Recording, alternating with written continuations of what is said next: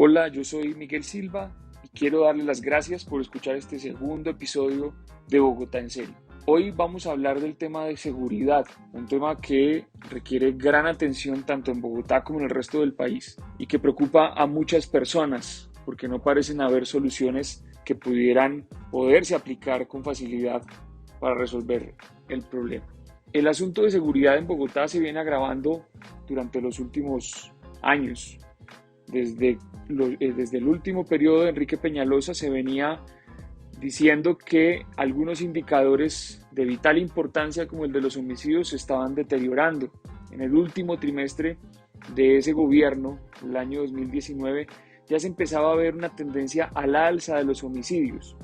De hecho, hacia febrero del año 2020, justo antes de la pandemia, cuando Claudia López apenas arrancaba su gobierno, se comenzaron a registrar unos índices de homicidio mucho más altos que los años anteriores, dando continuidad a esa tendencia con la que ha cerrado el gobierno de Enrique Peñalosa. Esto es importante para poder señalar que no es algo que sea completamente atribuible al gobierno de Claudia López, sino que corresponde a una tendencia que probablemente viene de mucho tiempo atrás. Por eso valdría la pena preguntarnos qué es lo que está pasando con la seguridad en Bogotá. Otro elemento previo, vale la pena tener en cuenta, es lo relacionado precisamente con esa tendencia histórica en homicidios. Bogotá había alcanzado una cifra de 85 homicidios por cada 100.000 habitantes en el año 1993 y desde entonces venía reduciendo esas tasas de homicidio cada año hasta el punto en que estábamos muy cerca de llegar a una cifra récord de 10 homicidios por cada 100.000 habitantes, que de hecho sería una de las tasas más bajas en todo el país si tenemos en cuenta las grandes ciudades. Bogotá se ha convertido en un ejemplo de la consolidación de políticas que protegían la vida. Sin embargo, por eso es tan crítico que la tasa de homicidios esté comenzando primero a disminuir su ritmo y segundo, probablemente comience a aumentar por primera vez en muchos años. Hay bastantes evidencias para poder señalar con preocupación que hacia allá estaríamos transitando en la ciudad. Otro elemento importante, además de los homicidios, tiene que ver con el hurto. Esta es la mayor preocupación que tiene la ciudadanía hoy en Bogotá. Se registran más de 80.000 hurtos en lo que va corrido del año, un aumento del 25% con respecto a los hurtos que se habían registrado el año anterior. Claro, hay que tener en cuenta que el año anterior estábamos con políticas restrictivas, de cuarentenas, la gente estaba en la casa, los hurtos en las calles, por eso fueron mucho menores en el año 2020. Sin embargo, parece que con la reactivación también se reactivó el delito, se reactivó el hurto y empieza a registrar unas cifras altas. Dentro de esta dinámica del hurto, una de las mayores preocupaciones que tienen las personas es el hurto en el espacio público. El objeto más hurtado hoy son los celulares y no es un tema menor. Más adelante vamos a profundizar en este tema del hurto de celulares y cómo el mercado ilegal de tecnología está cobrando vidas, porque muchos de estos homicidios están relacionados con el hurto de teléfonos celulares, de tecnología que suceden en el espacio público. Profundizando en el tema de los homicidios, vale la pena plantear algunos datos de referencia. El homicidio aumentó en lo que va corrido del año con respecto al año 2020 un 11.5% y con respecto al año 2019 un 14.2%. Quiere decir que es una cifra histórica si se tiene en cuenta años anteriores. De hecho, si observamos solamente las cifras correspondientes al mes de octubre, nos damos cuenta de que el deterioro se está acelerando. Con respecto a octubre del año 2020, se registra un aumento del 17% en los homicidios y con respecto a octubre del año 2019 se registró un aumento de 22.5%, lo que quiere decir que es el octubre más violento, no solamente de los últimos 3 años. Si miramos hacia atrás, podríamos encontrar que fue el octubre más violento de los últimos 5 años. ¿Quiénes son las víctimas de estos homicidios? Fundamentalmente son hombres jóvenes menores de 30 años, las víctimas de homicidios. Aquí se mezclan dos fenómenos importantes. Un fenómeno es el de las riñas, que es responsable de una buena cantidad. Se calcula que más o menos la mitad de los homicidios puede corresponder a riñas, a conflictos resueltos de manera violenta en las calles, y otro 50% más o menos aproximadamente podría estar relacionado entonces con ajustes de cuentas, sicariato y la dinámica delincuencial y criminal. Estas son las dimensiones del problema para el mes de octubre. ¿Por qué aumentan los homicidios y dónde están aumentando los homicidios? Vale la pena señalar que esta no es una dinámica que sea homogénea en toda la ciudad.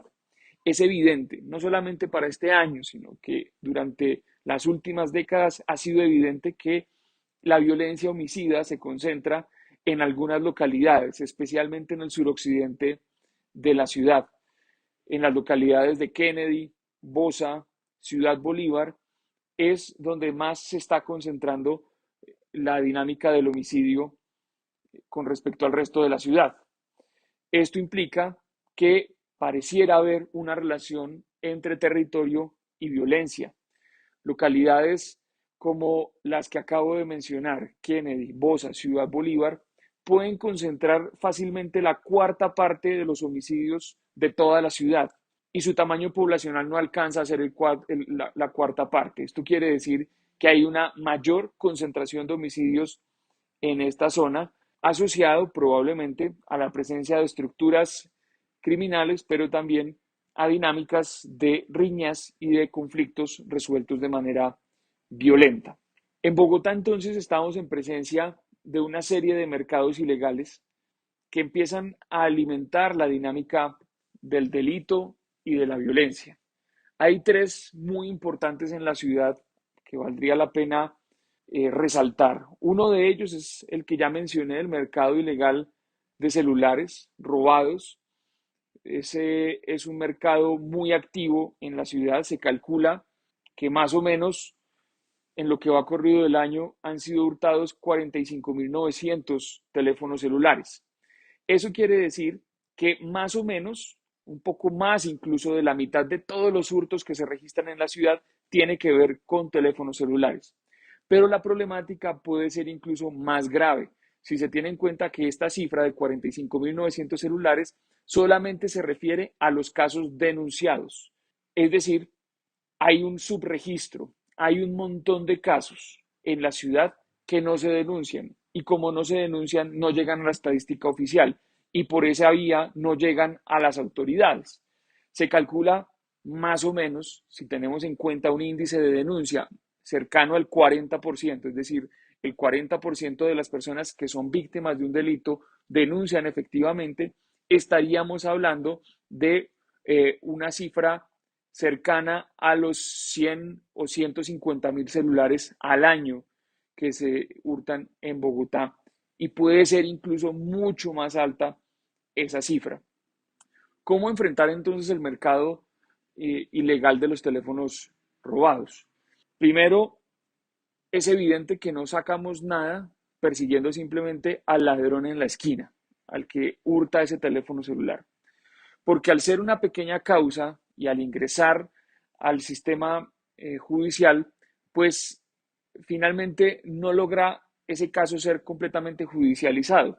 Pero lo más grave es que una persona que hurta un teléfono en la calle es fácilmente reemplazada por las estructuras criminales. Entonces, de nada sirve capturar, llevar a la cárcel, si estas estructuras cambian fácilmente estos eslabones más débiles de la cadena del hurto de celulares. La parte más grave de este mercado ilegal sucede en la receptación, en el desbloqueo de esos celulares y en la comercialización, que sucede a los ojos de todo el mundo. En el centro de la ciudad es evidente que existen varios locales, no son pocos, locales comerciales en los que se venden teléfonos celulares robados. Y obviamente pues esto sucede porque también hay una demanda, y aquí la ciudadanía tiene una gran responsabilidad. Al momento de comprar un celular robado, se está alimentando ese mercado ilegal de celulares. Pero el asunto incluso puede ser mucho más complejo si se tiene en cuenta que muchos de estos celulares van a parar a otros países, ni siquiera el mercado es solamente doméstico. Esto da cuenta de la existencia de organizaciones con bastante capacidad logística y también probablemente del vínculo de este mercado ilegal con otros mercados ilegales. Entonces, perseguir el mercado, por ejemplo, el mercado ilegal de celulares, no es tan sencillo solamente como aumentar la cantidad de policías en las calles y perseguir ladrones, sino que tiene que ver con una apuesta integral para ahogar ese mercado ilegal. Por supuesto, en muchas ocasiones se han intentado algunas soluciones tecnológicas para bloquear los email, para bloquear los teléfonos celulares, pero definitivamente en cuestión tecnológica, hecha la ley, hecha la trampa, es muy fácil desbloquear los teléfonos, comercializarlos y en últimas el mercado sigue funcionando. ¿Cuál es la apuesta entonces? No solamente del distrito, no solamente de la ciudad, sino cuál es la apuesta del gobierno nacional, cuál es la política nacional frente a los mercados ilegales de teléfonos celulares. Este no es un asunto menor, sobre todo si tenemos en cuenta gran parte de los ingresos de las personas va a ir a parar a sus teléfonos. En el pasado, hace unos 20 o 30 años, era muy poco probable que una persona saliera a la calle con 2 o 3 millones de pesos en su bolsillo, se subiera al transporte público y todo el día estuviera realizando su vida con 2 o 3 millones de pesos en el bolsillo. Hoy eso es lo que está sucediendo.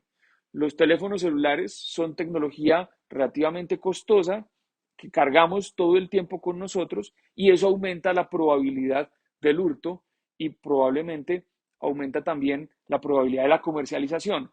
Como nuestras vidas dependen ahora en muchos sentidos de tener un teléfono celular o un acceso, pues la demanda es una demanda insaciable. Esto puede estar explicando el aumento del hurto y el comportamiento del hurto en la ciudad porque antes el hurto iba dirigido probablemente a robarse una billetera, pero en una billetera nunca va a haber 2 millones de pesos, o robarse unos tenis, o robarse una ropa, un reloj, en fin, hoy estos mercados terminan robustecidos básicamente porque hay mucho más en juego en las calles y las personas cargan con más riqueza, por decirlo de alguna manera, en las calles.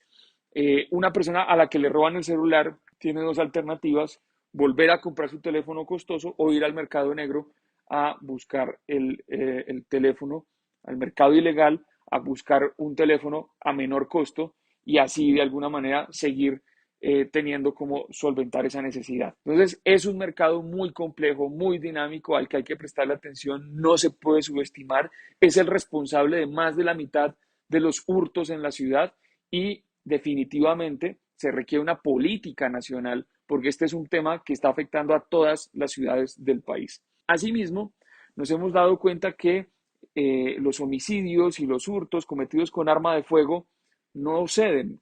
Hay un porcentaje muy grande de delitos que son cometidos con armas de fuego. Hay una regulación frente al porte de armas, hay una discusión de si las personas deberían portar armas o no. Frente a esto, la evidencia ha mostrado que cuando se permite el porte de armas en las calles, aumenta el riesgo de homicidios, porque las personas no están necesariamente bien entrenadas para utilizar un arma y en el momento de un conflicto, pues se convierte en un factor de riesgo. Pero más allá de esta discusión, los delitos no se cometen con armas registradas, se cometen con armas que se consiguen en el mercado ilegal. Hoy en Bogotá estas armas son relativamente fáciles de conseguir, tanto como los celulares robados. Y esto hace entonces que las organizaciones delincuenciales tengan acceso a una capacidad violenta mucho mayor a la que podrían tener antes. Los mercados de armas además están relacionados con los otros mercados ilegales. Por ejemplo, cuando se habla del mercado de drogas, muchas veces las drogas que se venden se cambian por dinero, pero también se cambian por armas. Y así funciona a gran escala estos mercados ilegales. Cambian drogas por armas. Cuando hablamos también del mercado de drogas, un mercado que no está regulado, es un mercado que se mantiene en la criminalidad, pues este mercado de drogas para el control territorial, por ejemplo, para el control de las plazas, requiere de armas. Por eso el vínculo tan estrecho que hay entre armas y drogas. Definitivamente esto pasa y parte de la criminalidad y resolver la criminalidad que hay hoy en Colombia pasa por regular los mercados de drogas, es decir, una propuesta del nuevo liberalismo que es una nueva política de drogas, que haga énfasis sobre todo en el consumo problemático, en el daño potencial del consumidor. Esto exige unas medidas en términos de salud pública para cuidar a los consumidores, para que exista un consumo responsable y quitarle las rentas criminales a las organizaciones que se lucran con ello. Además de quitar el incentivo a varios sectores del Estado que son permeados por el narcotráfico y allí se configuran prácticas de corrupción. El mercado del narcotráfico funciona gracias o debido a que existe corrupción en el Estado. Por eso es urgente avanzar en una nueva política de drogas, porque logrando regular el mercado de drogas podemos incidir directamente en el delito y la violencia en las grandes ciudades. Este es un vínculo que es muy importante señalar. La guerra de las drogas sigue existiendo en las áreas rurales, pero se ha intensificado en los centros urbanos. Muchos jóvenes pierden hoy sus vidas por la disputa entre plazas, por el control de plazas, pero también pierden su vida en todos estos intercambios violentos que suceden al interior de organizaciones delincuenciales, ajustes de cuentas y todo lo demás. Entonces, estos mercados ilegales, esta perspectiva lo que nos permite es entender que la seguridad urbana pasa precisamente por enfrentar estos mercados ilegales. Otro elemento importante que debemos señalar es el papel del gobierno distrital. Y frente a esto ha existido una gran polémica durante el gobierno de Claudia López, porque en campaña ella aseguraba que iba a ser la jefe de la policía, dando luces de lo que sería su política de seguridad. Contra cualquier evidencia o frente a cualquier expectativa, frente a lo que iba a hacer el gobierno de Claudia López, pues lo que hemos encontrado es un gran énfasis en una parte policiva y en el uso intensivo de la policía, fundamentar su política de seguridad en el uso de la policía, y por eso una recurrencia permanente a anuncios engañosos, sobre todo con el número de policías. Cada que hay una crisis de seguridad en Bogotá, cada que hay una noticia que salta a los medios nacionales y se convierte, entre comillas, viral, la respuesta de la alcaldía es salir a anunciar más policías. Dentro del plan de desarrollo, hace pocos días escuchamos a la alcaldía de Bogotá señalar que su propuesta para garantizar la seguridad en diciembre era reforzar a la policía con 6.000 efectivos adicionales. Un dato bastante engañoso si se tiene en cuenta que el número total de policías en Bogotá puede estar en los 17.000 policías. Nos preguntamos entonces si esos 6.000 policías son de los mismos 17.000, entonces, ¿qué los teníamos haciendo antes que ahora sí los vamos a utilizar para la seguridad? O valdría la pena preguntarnos entonces si son adicionales, ¿de dónde vienen esos 6.000 policías? Es muy poco probable que sean policías adicionales, pero en general la alcaldía se ha concentrado en unos anuncios alrededor del número de policías y además a plantear un conflicto con el gobierno nacional alrededor precisamente del uso de la policía. Frente a esto, en políticas de seguridad urbana también hay que tener en cuenta que los policías cumplen un papel como primer respondiente frente a delitos y frente a conflictos. Sin embargo, el fenómeno de criminalidad es mucho más complejo. Tiene que ver con, primero, un asunto de prevención, cómo evitar que las personas caigan en el delito, por ejemplo, o que resuelvan sus problemas a través de la violencia. La prevención termina siendo un gran elemento dentro de la política de seguridad.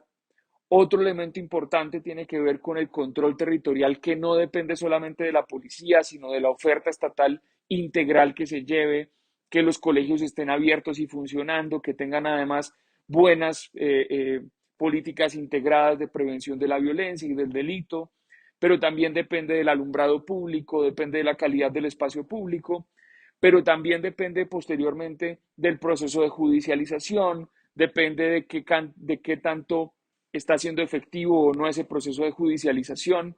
En fin, Es un problema mucho más complejo y la alcaldía insiste en utilizar además unos indicadores que también son engañosos. Es decir, además del engaño a partir del manejo de la cifra de número de policías, hay un engaño adicional que tiene que ver con los indicadores que se utilizan para mostrar el éxito del gobierno. Cuando se habla del número de capturas, por ejemplo, como una medida de éxito, se está incurriendo en un error porque la captura no necesariamente significa judicialización.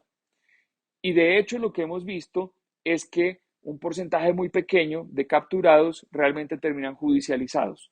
Esto porque la captura probablemente se hizo mal y también porque eh, probablemente existen procedimientos de captura no tan claros que en muchas ocasiones terminan violando los derechos humanos. Es decir, si usted a la policía le pone una meta de capturas, pues la policía va a cumplir la meta de capturas. Pero eso no significa que mejore la seguridad, porque esas capturas no necesariamente todas están bien hechas. Hay una reflexión pendiente sobre la calidad de las capturas, si realmente estamos capturando a quienes tenemos que capturar o si simplemente estamos capturando en masa para poder salir a los medios y mostrar unos indicadores de éxito. El principal indicador de éxito de una política de seguridad definitivamente tiene que ver con la tasa de homicidios. Ese es el principal objetivo de una política de seguridad. Y el otro resultado tiene que ver con la disminución del hurto. Sin embargo, aquí hay que señalar que en materia de hurto vamos a ciegas. Hace un momento explicaba cómo lo que tenemos o las cifras que tenemos son cifras que tienen que ver con denuncia. Solamente conocemos los casos denunciados, que son la mitad probablemente de los casos que realmente suceden en toda la ciudad. Es decir, conocemos solamente la mitad del fenómeno. La otra mitad del fenómeno sigue sucediendo, pero no la conocemos, no tenemos datos sobre esa otra mitad. ¿Cómo se mide entonces este subregistro? ¿Cómo medir el tamaño del problema? Algunos instrumentos que se venían aplicando especialmente desde la Cámara de Comercio tienen que ver con encuestas de percepción. Se le pregunta a la gente en la calle si fue víctima de delito. Esa es la que se denomina encuesta de victimización. Hay victimización directa, victimización indirecta, es decir, victimización directa es cuando usted mismo, al ser encuestado, fue víctima de un delito, o victimización indirecta es cuando alguien cercano a usted, no necesariamente usted mismo, sino alguien cercano a usted, o escuchó usted la ocurrencia de un delito. Por lo tanto, el índice de victimización indirecta es más pequeño que el índice por lo tanto, el índice de victimización directa es más pequeño que el índice de victimización indirecta. Pero en últimas, nos da una dimensión de cuántas personas han sido víctimas de delito con respecto al total. Otra encuesta que se utiliza es la encuesta de denuncia. Se le pregunta a las personas que fueron víctimas de delito, víctimas directas de delito, si denunciaron.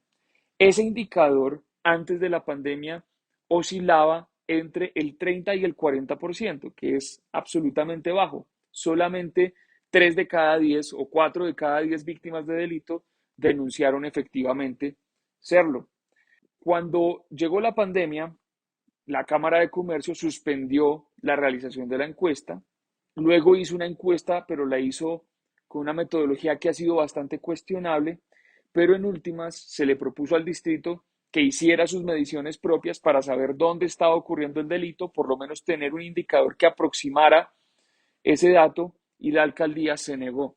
Debido a eso, hoy en Bogotá prácticamente estamos a ciegas en la lucha contra el delito, especialmente contra el hurto, porque desconocemos dónde, cuándo y frente a qué objetos están sucediendo los hurtos, por lo menos la mitad de los hurtos en la ciudad. Esto es importante entenderlo cuando hablamos de resultados, porque probablemente parte de estos resultados, de la cifra de aumento o reducción de hurtos, hay que ponerlas en contexto frente a ese gran subregistro que hay hoy frente al delito. En general, entonces, nos enfrentamos a un gran desafío al que hay que dar respuesta para los próximos años. Insisto, no solamente en Bogotá, sino en todo el país, porque el asunto de la seguridad urbana no es un asunto que corresponda solamente a la Policía Nacional. Es un asunto que requiere fundamentalmente trabajo interinstitucional. De hecho, De todos los sectores que hay gubernamentales, el de seguridad es uno de los más exigentes en el trabajo interinstitucional. Es decir, se requiere un trabajo efectivamente con la policía, es innegable, pero también tienen que participar los jueces. Por ejemplo, el distrito hoy no tiene ningún convenio de fortalecimiento de la rama judicial, argumentando que es un problema nacional, entonces no hay cooperación estrecha para fortalecer la rama judicial en la ciudad. Y lo mismo pasa con la fiscalía. Durante más de año y medio, el distrito prácticamente no tuvo ningún tipo de relación con la fiscalía en términos de trabajo interinstitucional y pareciera que comienzan a reconocer la necesidad hace algunas semanas, pero en últimas hace falta más trabajo interinstitucional desde el distrito, con los jueces, con la fiscalía, con la fuerza pública, pero también es muy importante un trabajo interinstitucional con educación, con salud, con cultura, es decir, el tema de la seguridad urbana es un asunto integral, no es un asunto, insisto, que debamos dejar solamente en manos de la policía. Adicional a eso, pues hay que tener en cuenta que hay que cortarle la dinámica a la reproducción de estas carreras delictivas. Desafortunadamente, las cárceles se convierten en sitios de reentrenamiento para delincuentes. En muchos casos, muchas personas terminan reincidiendo en el delito luego de pasar por una cárcel, sobre todo porque allí se conectan con organizaciones delincuenciales. Hay un estudio que hizo la Universidad EAFIT hace algún tiempo en el que se muestra cómo la mala calidad de los centros de reclusión incide en la reincidencia. Es decir, centros de reclusión con buena calidad, respetando los derechos humanos de las personas que están cumpliendo una condena, si tienen buena calidad, evitan la reincidencia una vez salen. Esta es la población que denominamos pospenados y frente a la que deberíamos también tener una política nacional que permita abrir canales, segundas oportunidades para las personas que en algún momento cometieron un error en su vida, cometieron un delito, pero que reconocen que se equivocaron, se arrepienten y quieren insertarse a la sociedad de otra manera. El papel de los pospenados es clave a partir de políticas de generación de empleo, pero también de acompañamiento psicosocial. Hoy en Bogotá y en todo el país sigue existiendo una actitud de discriminación muchas veces frente a una persona pospenada. Y eso se convierte en una barrera de acceso a un empleo, se convierte en una barrera de acceso a la reinserción completa, a la integración en la sociedad y terminamos entonces empujando nuevamente a esa persona a las garras del delito. Es importante adicional tener en cuenta que necesitamos una política diferenciada en términos territoriales, prestarle mucha más atención a lo que está pasando en Kennedy, Bosa y Ciudad Bolívar especialmente, porque allí la dinámica de la violencia está desbordada. La pregunta es quién y quiénes son los responsables de la violencia homicida en el suroccidente de la ciudad. ¿Qué relación tienen con los mercados ilegales? ¿Es solamente un asunto que tiene que ver con los conflictos y con las riñas y con los problemas de convivencia? ¿O le estamos entregando un sector de la sociedad, un sector de la ciudad a los mercados ilegales en ausencia del gobierno? Estas son algunas reflexiones generales alrededor del asunto de la seguridad que vale la pena tener en cuenta para poder resolver la que hoy es tal vez la mayor preocupación de las personas en la ciudad.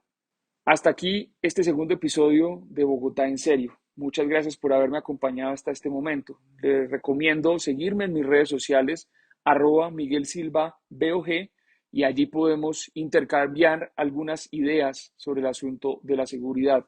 Y también, si usted tiene un comentario, si tiene una inquietud, si tiene una pregunta o si no está de acuerdo con lo que acabo de decir en este podcast, lo invito a que deje su comentario en la cajita de comentarios de esta publicación.